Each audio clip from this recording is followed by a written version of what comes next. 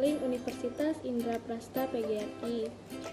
Pada kesempatan kali ini, kami kelompok 9 yang beranggotakan pertama Umniah Putri Mujahidah, kedua Doni Dwi Putra, ketiga saya sendiri Aneta Febrianti, keempat Titin Usina, dan kelima Cindy Alfiani. Baik, tanpa kita menunggu lama, marilah kita saksikan materi poin permasalahan dan pendekatan ilmu yang akan disampaikan oleh Umniah Putri Mujahidah. Kepada Umniah Putri Mujahidah, dipersilahkan. Permasalahan dalam pengembangan ilmu. Ilmu adalah kumpulan pengetahuan yang disusun secara konsisten dan kebenarannya telah teruji secara empiris. Ilmu pengetahuan berkembang dalam rangka memperoleh kebenaran yang mampu diterima dan diterapkan oleh masyarakat. Pengembangan ilmu akan terjadi jika paradigma yang lama mengalami krisis dan akhirnya manusia mengembangkan paradigma baru yang sekiranya lebih rasional dan logis.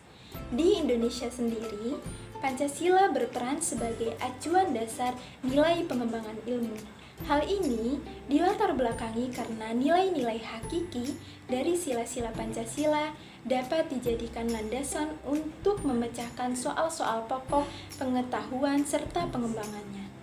Dalam proses pengembangan ilmu, tentunya tak jarang akan ditemukan beberapa hambatan serta masalah. Masalah-masalah yang sering muncul dalam pengembangan ilmu diantaranya 1. Perbedaan cara berpikir. Masalah utama yang timbul dari perbedaan cara berpikir adalah mengenai kriteria untuk mengetahui akan kebenaran dari suatu ide. Yang menurut seseorang, ide tersebut sudah sangat jelas dan dapat dipercaya, namun tidak demikian menurut orang lain. 2. Hambatan budaya. Hambatan budaya yang berkaitan dengan perbedaan persepsi dan sudut pandang akan sangat menghambat berkembangnya sebuah ilmu. Karena dalam satu hal yang mempermudah pengembangan sebuah ilmu adalah menyadarkan masyarakat akan pentingnya ilmu tersebut. Yang terakhir, ketiga, sikap etnosentrisme. Sikap etnosentrisme adalah sikap yang mengagung-agungkan budaya sendiri dan menganggap rendah kebudayaan orang lain. Sikap ini, selain menunjukkan kesombongan, tentunya akan sangat merugikan karena mampu menghambat pengembangan sebuah ilmu.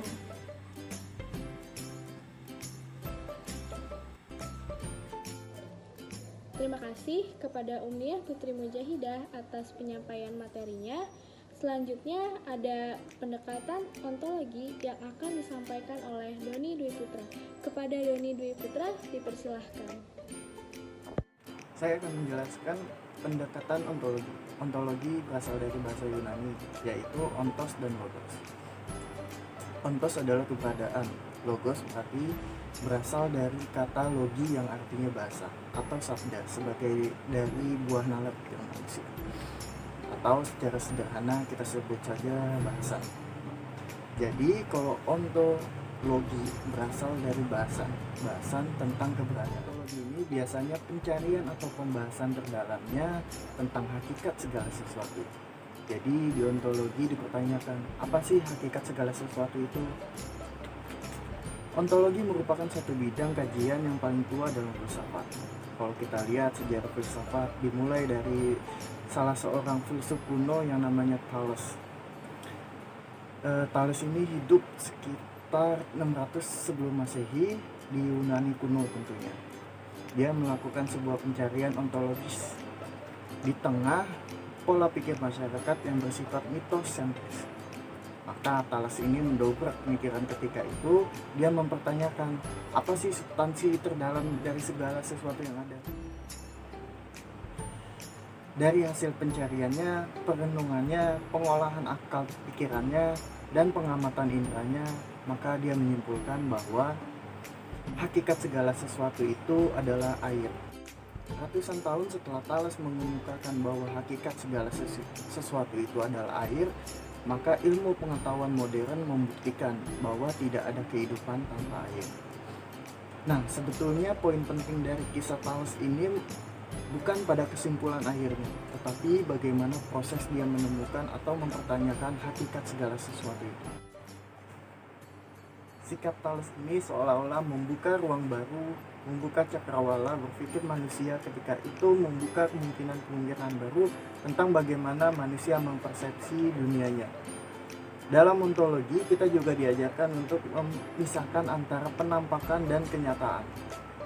Karena seringkali kita terjebak hanya karena pada penampakannya, yang belum tentu penampakan itu merupakan realita yang sesungguhnya. Misalnya gini, air laut seringkali kita identikan dengan warna biru atau berwarna biru, padahal realitanya tidak demikian. Air laut ketika kita amati lebih dekat tidaklah berwarna biru, sehingga antara penampakan dan realitas sesungguhnya ada jarak. Nah, kita seringkali terkecoh menyamakan penampakan dan realita. Nah, kajian dalam ontologi atau ontologi itu sendiri membuat kita menjadi sadar atau membuat kita menjadi lebih peka untuk melihat apa sih realita yang sesungguhnya, bagaimana penampakannya, dan bagaimana kita memisahkan di antara keduanya. Terima kasih kepada Doni Dwi Putra atas penyampaian materinya. Selanjutnya ada pendekatan aksiologi yang akan disampaikan oleh Titin Ustina. Kepada Titin Ustina dipersilahkan. Pendekatan aksiologi. Aksiologi merupakan cabang ilmu filsafat yang mempertanyakan bagaimana manusia menggunakan ilmunya. Jadi yang ingin dicapai oleh aksiologi adalah hakikat dan manfaat yang terdapat dalam suatu pengetahuan. Nilai dan implikasi aksiologi di dalam pendidikan ialah pendidikan yang menguji dan mengintegrasikan semua nilai, yaitu nilai tindakan moral, nilai ekspresi keindahan, dan nilai kehidupan sosiopolitik di dalam kehidupan manusia dan membinanya ke dalam kepribadian anak. Dalam aksiologi ada dua komponen mendasar, yakni etika dan estetika. Yang pertama, etika. Etika sosial atau filsafat moral adalah cabang filsafat yang melibatkan sistematisasi, mempertahankan dan merekomendasikan konsep perilaku benar dan salah. Etika berusaha menjelaskan pertanyaan tentang moralitas manusia dengan mendefinisikan konsep-konsep seperti baik dan jahat, benar dan salah, kebaikan dan keburukan, keadilan dan kejahatan. Sebagai bidang kajian intelektual, filsafat moral berkaitan dengan bidang psikologi moral, etika deskriptif, dan teori nilai. Yang kedua, estetika. Nilai estetika adalah cabang filsafat yang berhubungan dengan sifat keindahan dan rasa, serta filsafat seni. Ini menguji nilai-nilai subjektif dan sensori emosional, atau kadang-kadang disebut penilaian sentimen dan rasa. Estetika meliputi sumber alami dan buatan yang berasal dari pengalaman dan penilaian estetik. Mempertimbangkan apa yang terjadi dalam pikiran kita ketika kita terlibat dengan objek atau lingkungan. Estetika seperti dalam melihat seni visual, mendengarkan musik, membaca puisi, atau menjelajahi alam dan sebagainya. Adapun bagian aksiologi ada 3, yaitu yang pertama ada moral konduk, yaitu tindakan moral. Yang kedua estetik eksperimen, yaitu ekspresi keindahan. Dan yang ketiga socio-political life, yaitu kehidupan sosial politik. Fungsi aksiologi. Seperti yang saya kemukakan sebelumnya, aksiologi merupakan bidang filsafat yang mengkaji masalah nilai, terutama dalam etika dan estetika. Filsafat ini memberitahu kita tentang yang baik dan yang jahat. Penjelasan ini membahas nilai dari sudut pandang filosofis. Aksiologi terutama menentukan baik dan buruk bagi individu dan bangsa. Ini menetapkan standar baik dan buruk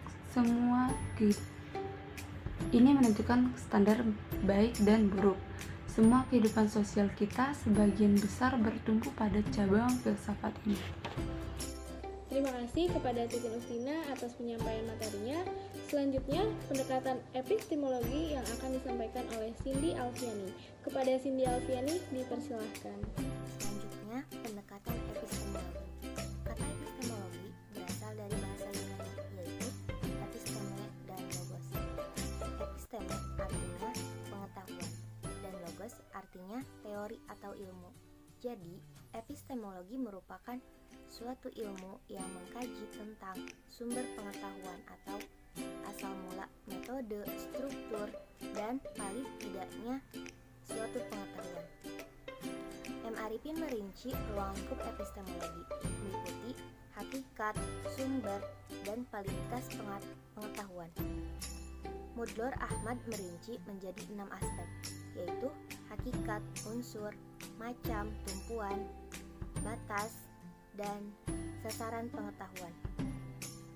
Pendekatan epistemologi memiliki fungsi dalam filsafat ilmu, yaitu sebagai landasan tindakan manusia di kesehariannya, dasar pengembangan ilmu pengetahuan, dan sebagai sarana mengetahui kebenaran pengetahuan. Contoh epistemologi dalam kehidupan sehari-hari. Contoh epistemologi dalam kehidupan sehari-hari yang berhubungan dengan bagaimana kita mendapatkan ilmu pengetahuan. Contohnya yaitu kursi. Pertanyaannya adalah, bagaimana kita bisa tahu bahwa benda tersebut adalah kursi? Dengan dan berdasarkan hal apa kita bisa memiliki pemikiran dan anggapan bahwa itu benar-benar kursi? Awal mula tentu kita memiliki pengetahuan dan menangkap kebenaran tentang kursi melalui panca indera kita. Setelah itu mulai dilakukan analisa yang dilakukan akal kita.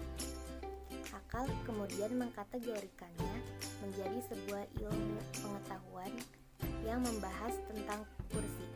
Inilah yang menjadi praktek epistemologi dalam kehidupan sehari-hari, sama seperti benda-benda lainnya. Terima kasih kepada Cindy Alfiani. Nah, teman-teman, sekianlah penyampaian dari kelompok kami. Apabila memang masih banyak salah kata dan kurang penjelasan materi, silahkan kita diskusikan pada sesi perkuliahan ya. Kurang dan lebihnya maaf. Saya selaku moderator mohon pamit undur diri. Wabillahi taufiq wal hidayah. Wassalamualaikum warahmatullahi wabarakatuh.